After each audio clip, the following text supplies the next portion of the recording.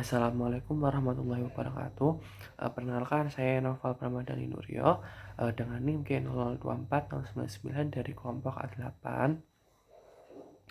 Saya akan mempresentasikan hasil laporan praktikum anatomi saya blok 1.3 sistem pencernaan dan metabolisme, laporan yang kedua dengan asisten pengampu Mas Alwan. Oke, langsung saja ke laporan yang kedua, yaitu Randy adalah seorang mahasiswa yang sangat gemar menghadiri acara makan bersama, terutama di restoran dengan konsep all you can eat. Namun pada suatu kesempatan, Randy merasa tidak nyaman karena cepat merasa kenyang, padahal baru saja memulai makanannya. Hal ini membuatnya khawatir ada yang tidak normal dalam sistem pencernaannya. Sebagai teman yang baik, jelaskan ke Randy tentang traktus digestivus superior, mulai dari mulut sampai ke lambung, serta gimana kompensasi swing pada gerakan pencernaan saat dia lagi makan rakus di all you can eat. Oke, pertama-tama ketika makanan dicerna di mulut, ada dua proses yang terjadi, yaitu proses secara biokimiawi dan proses mekanis, di mana proses biokimia ini diperankan oleh enzim petialin dari mulut yang mengubah glukosa menjadi maltosa yang lebih sederhana. Sementara itu, untuk proses mekanis sendiri dilakukan oleh gigi-gigi kita, di mana gigi kita menghaluskan makanan menjadi lebih halus, yang nantinya akan mempermudah makanan tersebut dicerna di gaster kita. Lalu selanjutnya makanan akan masuk ke faring, di mana di faring ada tiga bagian, yaitu nasofaring, orofaring, dan laringofaring. Nah, nanti makanan kita akan masuk ke orofaring, di mana di orofaring ini merupakan terletak secara skeletopis pada vertebrae cervical 2 hingga vertebrae cervical 3. Nah, orofaring ini terhubung dengan cavitas oris melalui isthmus faucium.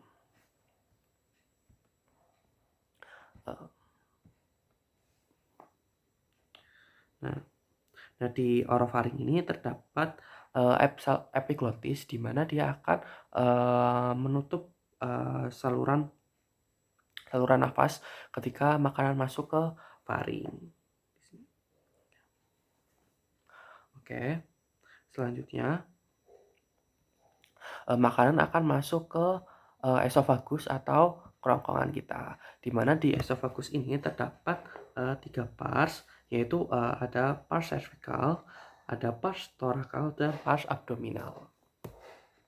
Nah, di pars-pars ini terdapat pembagian secara skeletopisnya, di mana pars cervical terletak pada vertebrae cervical 6 hingga vertebrae thoracal 1. Lalu untuk pars thoracal sendiri terletak secara skeletopis pada vertebrae thoracal 1 hingga vertebrae thoracal 10. Dan untuk pars abdominal terletak pada vertebrae thoracal 10 hingga vertebrae thoracal 11. Sini. Nah, sementara itu di esofagus juga terdapat tiga angustia atau penyempitan karena suatu struktur di esofagus sendiri. Nah, yang pertama ada angustia superior, di mana dia terletak pada skeletopis vertebrae cervical 6. Nah, untuk angustia superior ini terjadi karena ada desakan dari musculus cricopharyngeus dan cartilago cricoidea. Nah, kemudian angustia media. Angustia media ini terletak pada vertebrae thoracal 4 atau vertebrae thoracal 5. Nah, angustia ini atau penyempitan ini terjadi karena desakan dari arcus aorta dan bronchus primarius dexter yang menghilang di sini. Lalu ada angustia inferior, di mana dia terletak pada skeletopis vertebrae thoracal 10. Nah, angustia ini terjadi karena adanya penyempitan dari diafragma dan hiatus esofagus.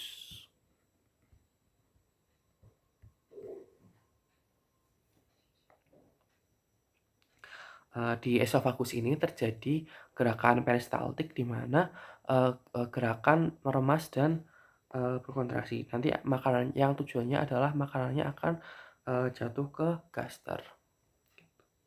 Lalu lanjut ke gaster, di mana di gaster ini terbagi menjadi beberapa pars, yaitu pars kardia, di mana merupakan tempat masuknya makanan dari esofagus kita. Lalu ada bagian yang seperti kubah atau fundus. Lalu ada bagian korpus badannya di sini yang paling besar, dan ada pars pylorica, di mana merupakan tempat keluarnya makanan menuju duodenum.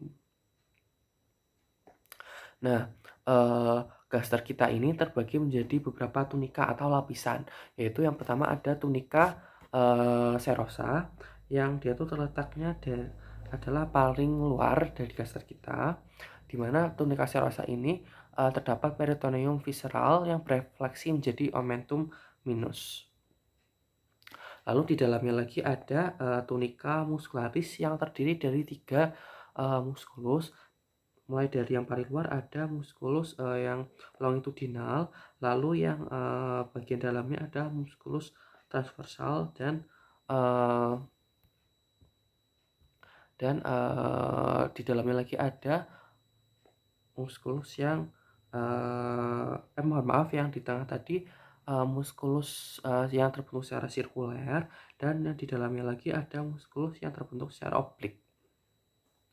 Muskulus-muskulus ini bekerja saling berkontraksi ketika makanan sudah mencapai gaster, di mana makanan akan diremas-remas kembali dan diubah menjadi yang lebih halus. Gitu.